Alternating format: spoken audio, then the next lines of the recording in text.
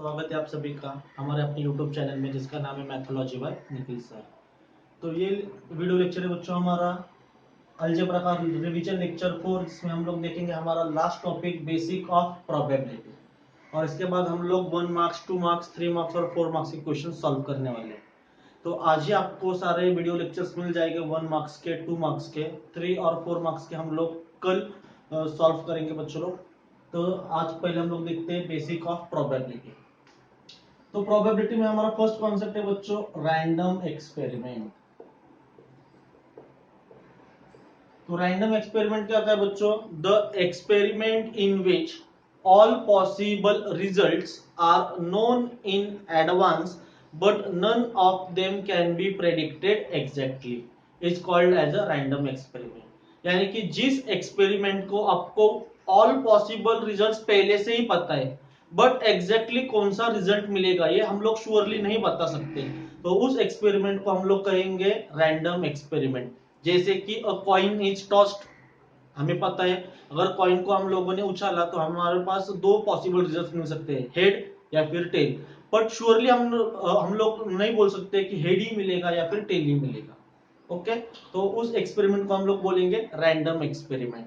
उसके बाद इसका सेकंड कॉन्सेप्ट है बच्चों outcomes.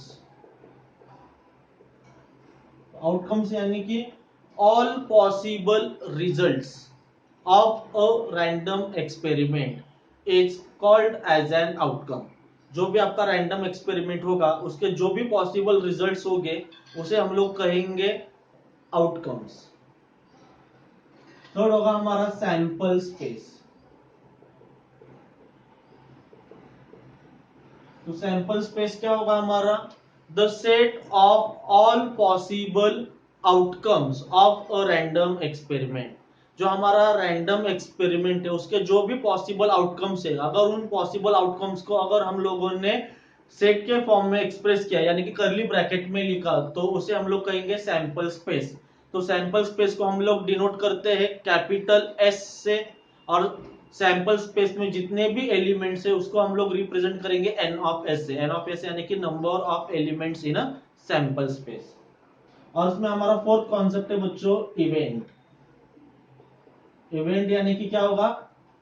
The subset of a sample space. Sample space का जो भी सबसेट होगा उसे हम लोग कहेंगे इवेंट। तो ये जो आपका इवेंट है, इस इवेंट को हम लोग कैपिटल लेटर से डिनोट करेंगे, capital A, capital B, capital C up to capital Z. तो इन चारों का हम लोग देखो, एक एग्जांपल हम लोग लेंगे। जैसे कि हमारा रैंडम एक्सपेरिमेंट है और die is thrown, die is thrown. अगर और एक डाइस को अगर हम लोगों ने थ्रो किया तो हमारा सैंपल स्पेस क्या होगा बच्चों? 1 2 3 4 5 और 6। देखो रैंडम एक्सपेरिमेंट क्या है और डाई इज थ्रो। तो हमें पता है अगर हम लोगों ने डाइस को थ्रो किया तो हमारे पास पॉसिबल रिजल्ट्स कौन से आएंगे? 1 2 3 4 5 6। तो इसे हम लोग कहेंगे आउटकम्स। अगर इस आउटकम्स को अगर हम लोगों ने सेट के फॉर्म में लिखा तो उसे हम लोग कहेंगे सैंपल स्पेस, यानी कि एन ऑफ एस। इस सैंपल स्पेस में टोटल कितने एलिमेंट्स हैं आपके? 6 एलिमेंट्स है, तो एन ऑफ एस का वैल्यू आएगा आपका 6। उसके बाद अभी हमारा इवेंट है गेटिंग एन इवन नंबर। तो ए इवेंट में हमें क्या चाहिए? इवन नंबर चाहिए। तो सैंपल स्पेस में आपके इवन नंबर्स कौन से? 2 4 और 6। तो एन ऑफ ए का वैल्यू कितना आएगा आपका? 3 आएगा। तो ए सेट में जितने भी एलिमेंट्स है वो सारे सैंपल स्पेस में प्रेजेंट है, और सैंपल स्पेस में उसके खुद के भी एलिमेंट्स है 1 3 और 5। इसलिए हम लोग क्या कहेंगे? A is a subset of S. तो जो भी सेट सैंपल स्पेस का सबसेट होगा उसे हम लोग क्या कहेंगे? इवेंट कहेंगे। ओके बच्चों, तो इसमें आपको क्वेश्चन कैसे पूछा जा सकता है? आपको एक्सपेरिमेंट दिया जाएगा और आपको क्या लिखना होगा? Sample space and number of sample points. तो आपको बेसिकली 6 एक्सपेरिमेंट है। तो सबसे पहला आपका एक्सपेरिमेंट है और कॉइन इज टॉस्ड या फिर 1 कॉइन इज टॉस्ड। अगर वन कॉइन इज टॉस्ड कहा जाए तो आपका सैंपल स्पेस क्या होगा, h कॉमा टी, यानी कि आपका n ऑफ s का वैल्यू कितना होगा, 2 होगा। उसके बाद हमारा सेकेंड रैंडम एक्सपेरिमेंट है, two coins are tossed. Two coins are tossed अगर आपको कहा जाए तो आपका सैंपल स्पेस क्या होगा, H H, H T, T H और टी टी, यानी कि टोटल सैंपल पॉइंट्स कितने हो गए आपके, 4 हो गए। ओके, उसके बाद आता है थ्री कॉइन्स आर टॉस्ड। तो थ्री कॉइन्स आर टॉस्ड, इस रैंडम एक्सपेरिमेंट का सैंपल स्पेस ध्यान रखने में बहुत से बच्चों लोगों को दिक्कत आती है। तो आपको क्या करना है, थ्री कॉइन्स आर टॉस्ड कहा जाए तो आपको क्या लिखना है, पहले 4h, उसके बाद 4t लिखने हैं, उसके बाद double H, double T, double H, double T लिखना है, उसके बाद H T, H T, H T, H T ऐसे लिखना है। तो आपका सैंपल स्पेस क्या आएगा बच्चों, एच एच एच, उसके बाद एच एच टी, उसके बाद एच टी एच, उसके बाद आएगा एच टी टी, उसके बाद आएगा टी एच एच, उसके बाद होगा टी एच टी, उसके बाद होगा टी टी एच, और लास्ट में होगा टी टी टी, यानी कि एन ऑफ एस का वैल्यू कितना होगा आपका, 8। तो ये पहले 3 रैंडम एक्सपेरिमेंट हुए आपके।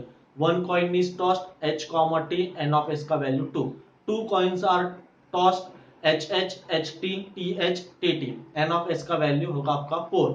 उसके बाद three coins are tossed H H H, H H T, H T H, H T T, T H T, T T H, H T T, उसके बाद होगा आपका टी टी टी, यानी कि एन ऑफ एस का value होगा 8। उसके बाद आपका फोर्थ रैंडम एक्सपेरिमेंट है बच्चों, अ डाई इज थ्रोन। अगर आपका एक डाई को आप थ्रो करते हो तो आपका सैंपल स्पेस क्या होगा, 1 2 3 4 5 6, ये होगा आपका फोर्थ रैंडम एक्सपेरिमेंट। इसके बाद फिफ्थ रैंडम एक्सपेरिमेंट होता है आपका टू डाइज आर थ्रोन। अगर टू डाइज आर थ्रोन आपको कहा जाए तो आपका सैंपल स्पेस क्या होगा, 1 1 1 2 1 3 1 4 1 5 1 6 2 1 2 2 2 3 2 4 2 5 2 6 3 1 3 2 3 3 3 4 3 5 3 6 4 1 4 2 4 3 4 5 4 4 4 5 4 6 5 1 5 2 5 3 5 4 5 5 5 6 6 1 6 2 6 3 6 4 6 5 6 6, यानी कि total n of S, number of sample points कितने हो गए आपके, 36 हो गए। उसके बाद आपको नेक्स्ट पूछा जाएगा, a coin is tossed and a die is thrown simultaneously, यानी कि एक ही टाइम पे आपने एक सिक्का भी उछाला और एक डाई को भी थ्रो किया, तो आपका सैंपल स्पेस क्या होगा, H1, H2, H3, H4, H5, H6, T1, T2, T3, T4, T5, T6, यानी कि एन ऑफ एस का वैल्यू होगा आपका 12। तो ये 6 एक्सपेरिमेंट आपको क्लियरली ध्यान में होने चाहिए। A coin is tossed, two coins are tossed, three coins are tossed, a die is thrown, two dice are thrown, and a coin is tossed and a die is thrown simultaneously। Okay बच्चों, तो इसके बाद होता है हमारा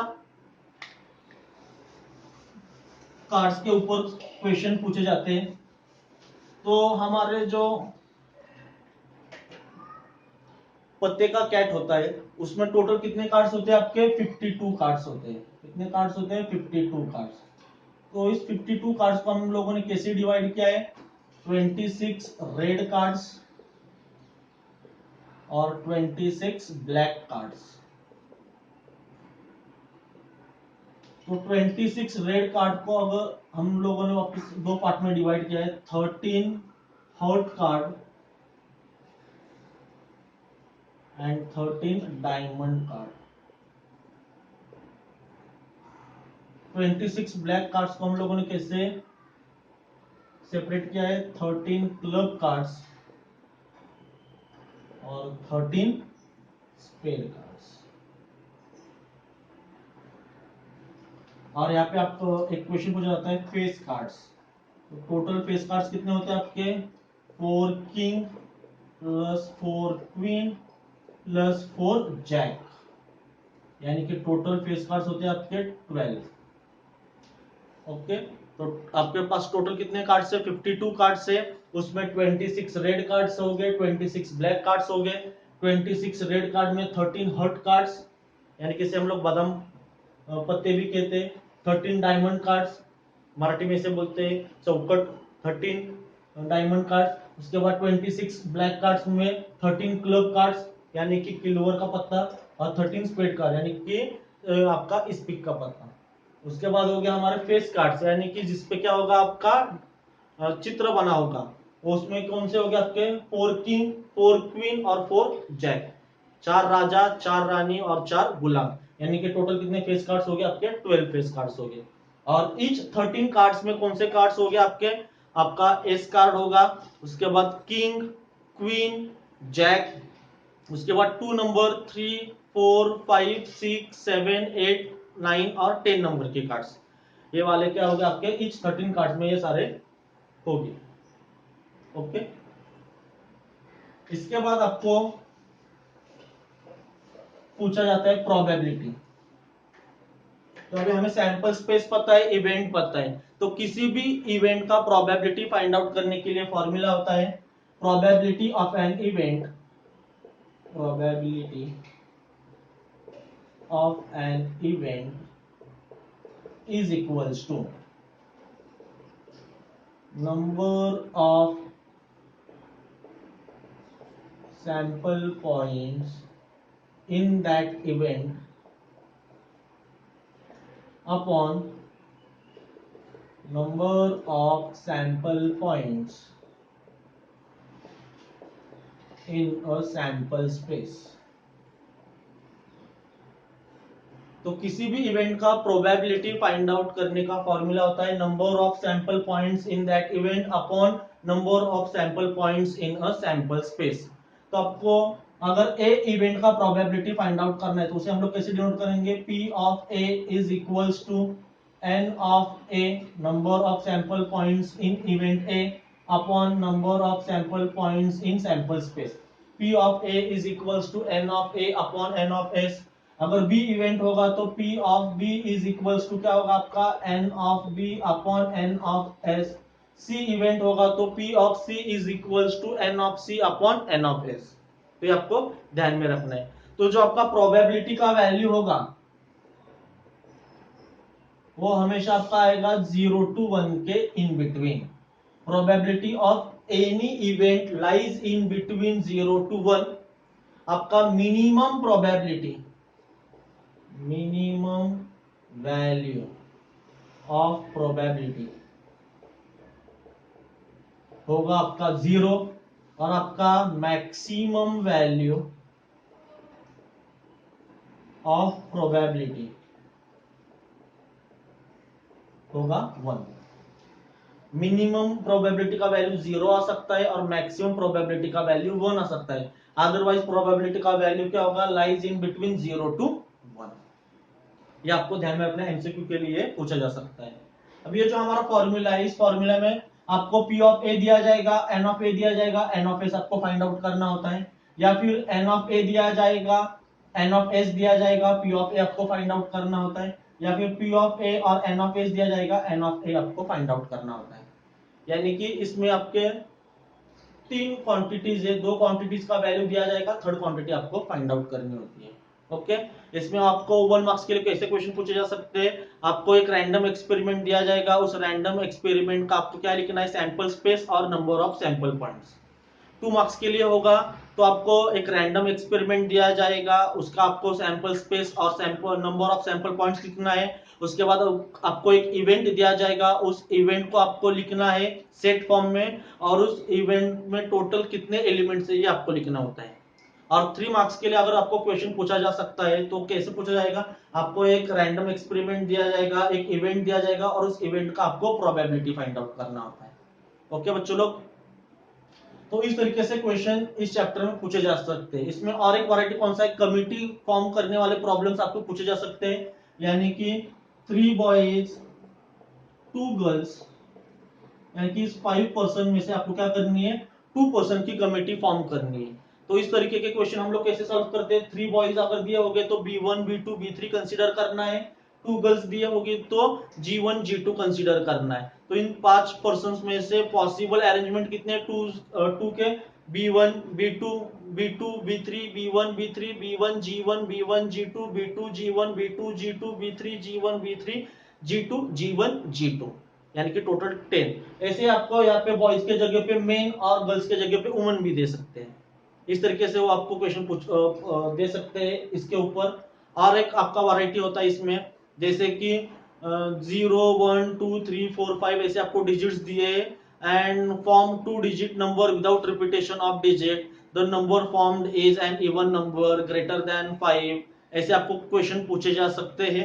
तो उस type के प्रॉब्लम्स भी हमें सॉल्व करने हैं। तो इस तरीके से आपको कुल मिलाकर इसमें कौन से कॉन्सेप्ट ध्यान में रखने, 6 रैंडम एक्सपेरिमेंट आपको ध्यान में रखने, उसके बाद कार्ड्स का बेसिक आपको ध्यान में रखना है, प्रोबेबिलिटी ऑफ एन इवेंट का फॉर्मूला आपको ध्यान में रखना है, मिनिमम प्रोबेबिलिटी का वैल्यू 0 होता है, मैक्सिमम प्रोबेबिलिटी का वैल्यू 1 होता है, अदरवाइज प्रोबेबिलिटी का value lies in between 0 to 1 होता है। ये वाली चीज आपको इस चैप्टर में ध्यान में रखनी है। ओके बच्चों, तो इस तरीके से कुल मिलाकर ये था आपका प्रोबेबिलिटी चैप्टर का बेसिक। तो अभी हम लोग वेटेज वाइज आएंगे। तो इसमें जो आपका फर्स्ट चैप्टर जो था लीनियर इक्वेशन इन 2 वेरिएबल्स, ये वाला लेसन आपको विथ ऑप्शन पूछा जा सकता है 7 to 9 मार्क्स के लिए। उसके बाद सेकेंड चैप्टर है, वो भी आपको पूछा जा सकता है 8 to 9 मार्क्स के लिए।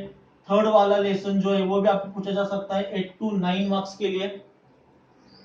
और जो फोर्थ वाला चैप्टर है वो भी आपको पूछा जा सकता है 6 to 8 मार्क्स के लिए। ओके, मतलब इसमें आपके वेटेज कम ज्यादा हो सकते हैं। तो पहले 3 चैप्टर को सबसे ज्यादा वेटेज होगा, linear equation in 2 variables, quadratic equation and arithmetic progression. तो ये 3 जो टॉपिक है इसमें से ही आपको लास्ट वाला क्वेश्चन इन तीनों टॉपिक में से ही आने वाले हैं। जो 4 मार्क्स के क्वेश्चन हो गए ये इन तीनों टॉपिक के ऊपर बेस्ड हो गए। और प्रोबेबिलिटी के ऊपर आपको 1 मार्क्स 2 मार्क्स 3 मार्क्स, ज्यादा से ज्यादा 3 मार्क्स तक क्वेश्चन आएंगे आपके। बाकी के 4 मार्क्स के जितने भी क्वेश्चन हो गए वो आपका टॉपिक नंबर 1 2 और 3, इसमें भी ज्यादा प्रोबेबिलिटी किसकी है आपकी, टॉपिक नंबर 1 टॉपिक नंबर 2 की है। टॉपिक नंबर 3 में भी कौन कौन से आ सकते हैं वो हम लोग आज देखेंगे। हॉट्स क्वेश्चन का भी मैं आज एक वीडियो अपलोड करने की कोशिश करूंगा, जिससे कि जो होशियार बच्चे हैं जिनका 1 2 3 मार्क्स का ऑलरेडी हो चुका है उन लोग प्रैक्टिस कर सके। ठीक है बच्चों, तो मिलते हैं अभी हमारे नेक्स्ट रिवीजन लेक्चर की सीरीज में, जिसमें हम लोग सॉल्व करेंगे 1 मार्क्स और 2 मार्क्स के क्वेश्चन कि जो मोस्ट प्रोबेबली आपके बोर्ड एग्जाम में आ सकते हैं। तो सिर्फ आपको क्या करना है, अभी बेसिक जो भी मैंने आपको बताया है वो बेसिक को आपको ठीक से पढ़ना है, ठीक से समझना है, ठीक से नोट डाउन कीजिए। अभी जब भी मैं वीडियो लेक्चर अपलोड करूंगा तो हर एक टाइप का आपको प्रॉब्लम में सॉल्व करके बताऊंगा। क्लियर है? तो आपको वो प्रॉब्लम जो मैं सॉल्व करूंगा उसका मेथड कैसा है, मैंने कैसे सॉल्व किया, वो आपको ठीक से समझना है। और उसी टाइप के प्रॉब्लम्स आपको टेक्स्ट बुक या फिर आपके पास क्वेश्चन पेपर सेट हो गए उसमें से ढूंढ के आपको सॉल्व करने हैं। जितने प्रॉब्लम्स आप लोग सॉल्व करोगे उतना ही आपका स्कोर ज्यादा से ज्यादा आउट ऑफ आने के चांसेस बढ़ेंगे। और मैं आपको श्योरिटी देता हूँ जितने भी टाइप्स में आपको बताऊंगा उसमें से ही सारे के सारे क्वेश्चन आने वाले हैं। तो इसलिए आपको लेक्चर को ठीक से देखना है, ठीक से मेथड समझना है। अगर कुछ भी डाउट आता है तो आपको कमेंट सेक्शन में आप लोग मुझे कमेंट कर सकते हो, या फिर ये मेरा मोबाइल नंबर है, इस पे आप डायरेक्टली मुझे मैसेज या फिर कॉल कर सकते हो। तो मैं फिर आपको जो भी डाउट्स होंगे वो आपको डायरेक्टली मैं सॉल्व करके भेज दूंगा व्हाट्सएप पे या फिर जो भी प्लेटफॉर्म अवेलेबल होगा उस पे। ओके बच्चों, तो मिलते हैं हमारे नेक्स्ट वीडियो लेक्चर में।